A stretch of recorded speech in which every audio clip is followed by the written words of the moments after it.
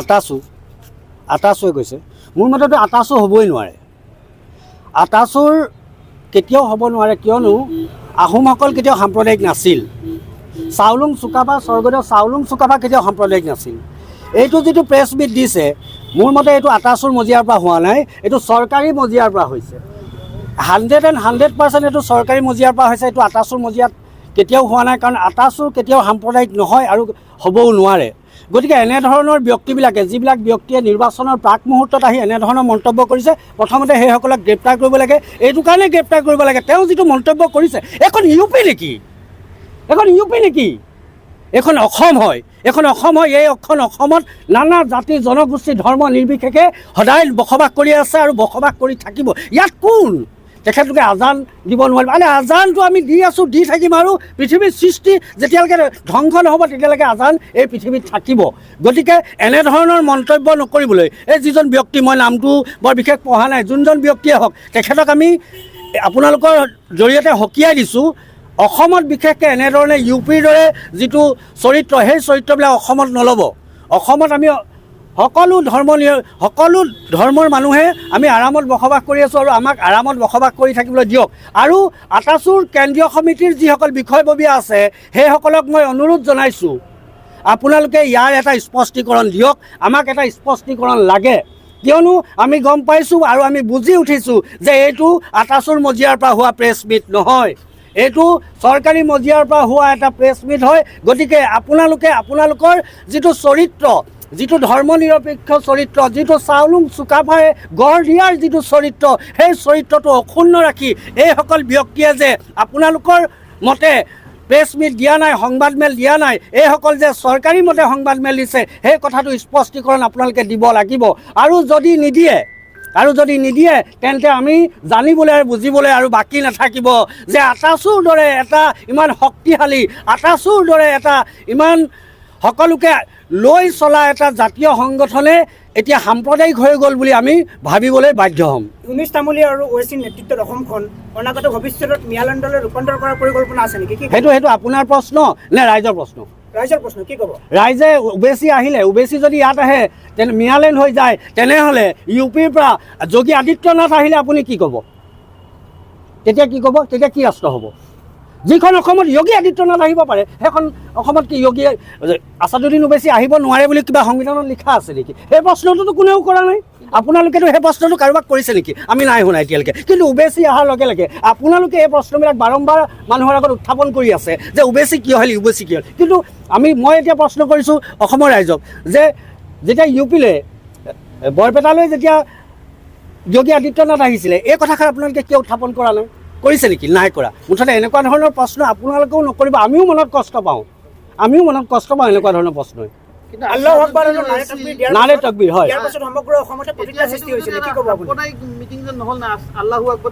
হয় এতিয়া বিজেপিৰ মিটিং এখনত জয় শ্ৰীৰাম ক'লে সাম্প্ৰদায়িক হৈ যায় নেকি হয় নেকি যদি হয় কওক মই তেতিয়া মোৰ নাই সমৰ্থন নহয় যদি এইখন এখন ধৰ্ম নিৰপেক্ষ ৰাষ্ট্ৰ ইয়াত যিকোনো সভাত যিকোনো মিটিঙত নিজৰ ধৰ্মৰ যি শ্লোক থাকে বা শ্লোগান থাকে সেইটো আমাক সংবিধানে অধিকাৰ দিছে আমি দিব পাৰোঁ মই এতিয়া ইয়াতো ক'ব পাৰোঁ যে নাৰে তকবীৰ আল্লাহু আকবৰ ইয়াত মই কিবা দেশত দুই কাম কৰিলোঁ নেকি এইটো মোৰ শ্লোগান হয় এইটো মোৰ ধৰ্মৰ শ্লোগান হয় এইটো মই দিব পাৰিম আৰু সেই দিয়াটো মোক সংবিধানে অধিকাৰ দিছে তাততো কাৰো বাধা হ'ব নালাগে তো তেনেহ'লে কিয় বাৰম্বাৰ কেৱল মুছলমান ব্যক্তিসকলে বা মুছলমান যিসকল নেতা আছে সেইসকলকে টাৰ্গেট কিয় কৰা হয় যোগী আদিত্যনাথ আহোঁতেতো এই প্ৰশ্নটো আপোনালোকে কোনেও নকৰিলে ক'তো আমি কৰা দেখা নাই কিন্তু ওবেচি অহাৰ লগে লগে কিয় কৰিছে প্ৰত্যেকখন মিটিঙতে দেখা যায় বিজেপিৰ প্ৰত্যেকখনতে দেখা যায় জয় শ্ৰীৰাম আমি জানো যে জয় শ্ৰীৰাম এটা যিটো ধ্বনিৰ জৰিয়তে নিজকে সংযম কৰা হয়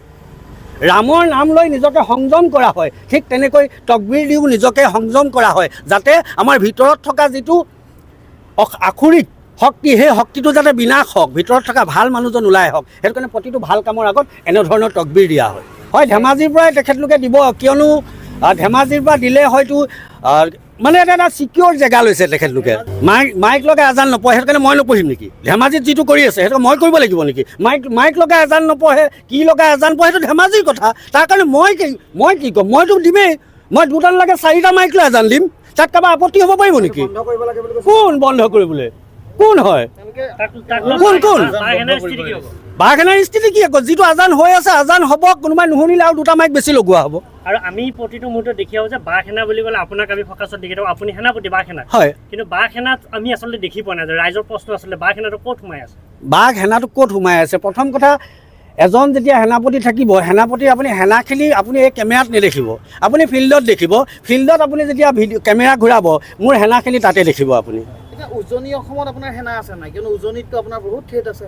বহুত প্ৰভুত্ব আছে, মোৰ থ্ৰেট আছে, লগতে প্ৰভুত্বও আছে।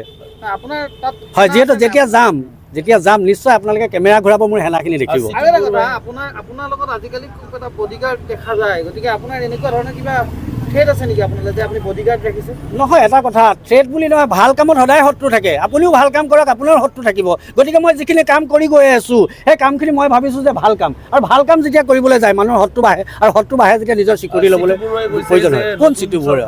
নতুন চৰকাৰ যদি আহে প্ৰয়োজনত মিয়াক চিটু বৰুৱাৰ কথা মই নকওঁ। মিয়াক এনকাউণ্টাৰ কৰিব। তেনেকুৱা মদবী কথাৰ মই উত্তৰ নিদিওঁ, চৰি দেই, বেয়া নাপাব। মই তাক মানে একচুৱেলি এতিয়া তাৰ যিখিনি কাম, চিটু বৰুৱাক আপুনি জাতীয় সংগঠন বুলি ক'ব নেকি? যিটো সংগঠনে মুকলিভাৱে শিৱসাগৰত বিজেপিক সমৰ্থন কৰিছে আৰু তাক ভোট দিব লাগে বুলি কয়, এতিয়া এই ব্যক্তিজনক মই আপোনাক সুধিছোঁ, আপুনি তেখেতলোকক বা তেনেকুৱা সংগঠনক জাতীয় সংগঠন বুলি ক'ব নেকি? কেতিয়াও নকয়। আৰু গতিকে তেনেকুৱা ব্যক্তিৰ মই উত্তৰো মই নিদিওঁ। বৰ্তমান অসমত যি মধ্য গুৱাহাটী সমষ্টিক লৈ যি এক বিতৰ্ক চলি আছে, জাতীয়তাবাদ আৰু ৰাষ্ট্ৰীয়তাবাদ বা বিজয় গুপ্তাবাদ, পংকী চৌধুৰীক লৈ, তাক লৈ বাঘ সেনাৰ কি ষ্টেণ্ড? বাঘ সেনাৰ স্থিতি এইটোৱে হ'ব, যিজন ব্যক্তি বা যিজন মানুহ আহিলে যিটো সমষ্টিৰ উন্নয়ন হয়, মানুহে সেইজন ব্যক্তিকে বাচিব লাগে বা বিচাৰ কৰিব লাগে। অন্যথা এনেকুৱা এজন ব্যক্তি যদি আহি যায় য'ত আমাৰ জাতি মাটি ভেটিৰ নিশ্চয়তা নাথাকে, তেনেকুৱা মানুহক আঁতৰাই নিজৰ মানুহখিনিক আঁকোৱালি ল'ব লাগে। শিৱসাগৰত বাঘ সেনা কাক ছাপোৰ্ট কৰিব? শিৱসাগৰত নিশ্চয় আপোনাৰ শিৱসাগৰ যিহেতু আপোনাৰ হোম টাউন বা তেনেকুৱা, গতিকে শিৱসাগৰত যিটো ৰাজনীতি এতিয়া সকলোৱে চকুতি আছে, আপোনালোকৰ স্থিতিটো কোনফালে? আমাৰ স্থিতি, মই আগতো এই প্ৰশ্নটো মোৰ ওচৰলৈ আহিছিল, আমাৰ স্থিতি এটাই যে যিজন ব্যক্তিয়ে সকলোকে লৈ চলিব, কেৱল হিন্দু মানুহক লৈ নহয়, কথাটো বুজিছে? কেৱল হিন্দু মানুহক লৈ নহয়, সংবিধানৰ গণ্ডিত যিজন ব্যক্তিয়ে সকলোকে লৈ চলিব আৰু ৰাইজে বিচাৰ কৰিব, আপোনালোকে শিৱসাগৰবাসীয়ে এইটো বিচাৰ কৰিব যে কোনজন ব্যক্তিয়ে লৈ চলি আছে, তো গতিকে সেইজন ব্যক্তিকে শিৱসাগৰবাসী ৰাইজে মানে আওপকীয়াকৈ বুলি আপুনি যদি কথাটো কয়, তো আপুনি নিজে চিন্তা কৰক যে শিৱসাগৰখনত কোনজন ব্যক্তিয়ে বা কোনজন প্ৰতিনিধিয়ে সকলোকে লৈ চলিব পাৰিব, তেনেকুৱা কথা। তাৰমানে এতিয়া ৰাইজে গম পাব যে কাক ভোট দিব লাগে, কাৰণ শিৱসাগৰবাসী ৰাইজ মূৰ্খ নহয় বা বুৰ্বক নহয়, কেতিয়াও নহয়। আগতেও ভাল তেখেতলোকে ভাল ষ্টেপ লৈছে, এইবাৰো ভাল ষ্টেপ ল'ব। আগত এটা কথা কৈছিল যে ধুবুৰী মানুহ শিৱসাগৰলৈ, সেইটো কাৰণে সেইজনক দিব লাগে বুলি কৈছে। তেনেকুৱা কথা নহয়, ধুবুৰী মানুহটো যিকোনো এজন ব্যক্তি আহক, ধুবুৰী মানুহ শিৱসাগৰলৈ আহিব, তাত কি কথা আছে? আকৌ ধুবুৰীখন কি ভাৰতৰ বাহিৰৰ নেকি? যিকোনো মানুহ এজন জিকক, আমাৰ কথা নাই, কিন্তু ধুবুৰী মানুহ শিৱসাগৰলৈ আহিব, শিৱসাগৰ ধুবুৰীলৈ যাব। বন্ধ কৰিবলৈ কোনেও বন্ধ কৰিব নোৱাৰে। আপুনি এতিয়া শিৱসাগৰ যাব পৰা অৱস্থা চিটুৱেশ্যন আছে নাই নে? শিৱসাগৰ যোৱা নাই আপুনি, যেনেকুৱা ধমকি আহি আছে আপোনাৰ উজনিত?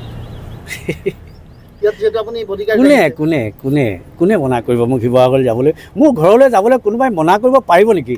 সেইটো শক্তি নিউজ বুলিয়ে নহয়, আপোনালোকে সুধিছে বুলিয়ে নহয়, সেইটো শক্তি আৰু কাৰো জন্ম হোৱা নাই শিৱসাগৰত। এই ইউনুছ তামুলী ঘৰলৈ যাব আৰু কোনোবাই ৰখাব, সেইটো শক্তি জন্ম হোৱা নাই শিৱসাগৰত। প্ৰৱেশ নিষেধ বুলি কৈছে। প্ৰৱেশ নিষেধ কোনোবাই কাৰোবাক ক'ৰবাত বেনাৰ এখন মাৰি পেলাই ঘৰৰ পদূলিত, ঘৰৰ পদূলিত ঘৰৰ পদূলিত বেনাৰ পোষ্টাৰ এখন মাৰি পেলাই মিডিয়াত দি দিলে, সেইবিলাক মই ফেক্টৰ বুলিয়ে নাভাবোঁ। আপুনি বিচৰা বাতৰি পাব কেৱল নিউজ 18 এপত। নিউজ 18 এপ ডাউনলোড কৰিবলৈ স্কেন কৰক এই QR কোড। গুগল প্লে ষ্টৰতো পাব এই নিউজ 18 এপ।